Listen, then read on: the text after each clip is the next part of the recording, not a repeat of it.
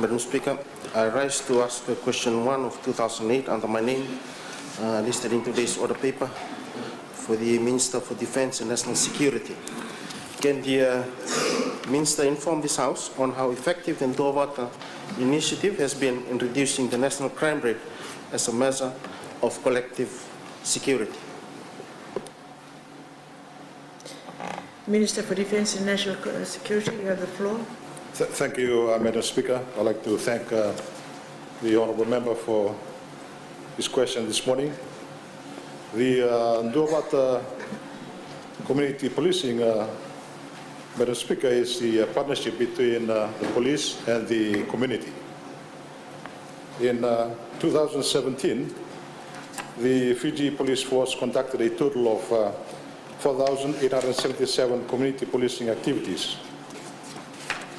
This included visitations to business houses, hotels, villages, communities, informal settlements, farmers, schools, religious organizations, NGOs, banks, taxis, and bus operators, and integration with government ministries.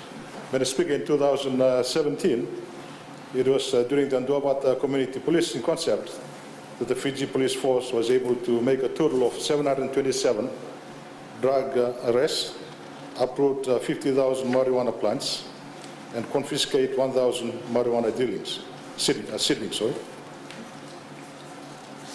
Madam Speaker, the lead role taken by the Crime Prevention Committee has seen the members of the community working actively towards the prevention of crime in crime-prone areas. The effectiveness of the Duavata community policing is also reflected in 2017 crime statistics report, which indicate a major reduction in the following categories: reduction of overall crime by 9%, reduction of serious crime by 3%, reduction of crimes against women by 14%, and reduction of crimes against children by 12%. In 2017, Madam Speaker, there were 20,565 cases reported.